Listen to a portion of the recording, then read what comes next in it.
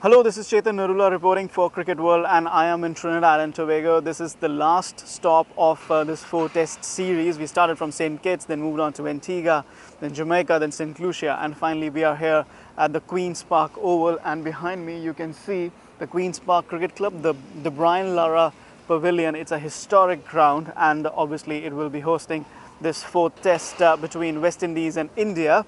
The latter, of course, now the world number one team, the world number one test team, in fact, after Australia lost to Sri Lanka 3-0. However, India need to win this last test match to maintain their ranking. A draw is not going to be enough, and if you can see behind the pavilion, there are some dark clouds, and just above us as well there's a huge dark cloud which is hovering around like a spacecraft, and it's not looking good for today. But the match starts from tomorrow, that is Thursday. However, there is a lot of forecast.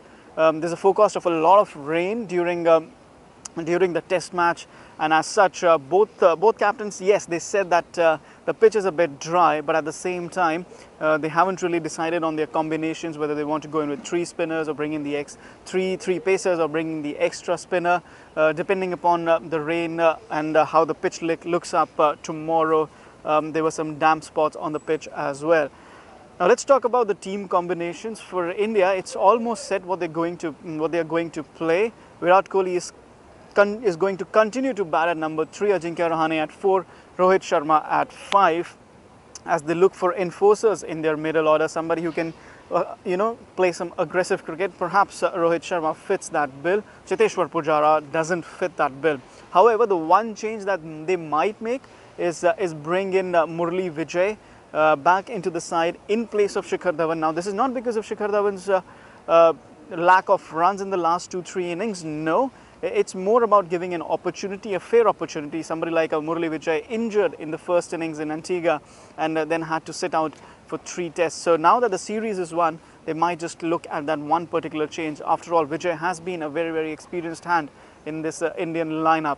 Apart from that, it is tough to see if there are going to be any more changes for the Indian side. For the West Indies, they might bring in that extra spinner, bring back Devendra Bishu, drop that extra pacer. But at the moment, I think their bowling attack looked very rounded in St. Lucia, and with the threat of rain about, they might just continue and persist with the same lineup.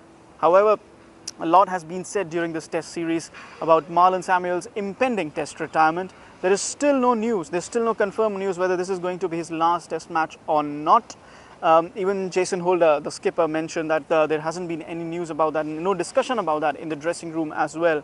And as such, Marlon Samuel's test career is very much alive. At the same time, West Indies will be hoping that he makes it count at least, because he's just got the 150 in 6 innings. It's the same for Darren Bravo, and these are the 2 experienced hands. They played more than 100 test matches between them, and yet only 250s in 6 innings against an attacking Indian bowling, which has been very persistent with their line and lengths and plugging away at the West Indies batsmen. So it's all about intent in this test match. West Indies want to improve. They've gradually improved their bowling. They took 17 wickets in the last test match, obviously helped by India's declaration, but they did take 17 test wickets in that last match, and they want to make sure that they go on and get those 20 wickets. But it's the big change that is needed in their batting. Can their batsmen stand up?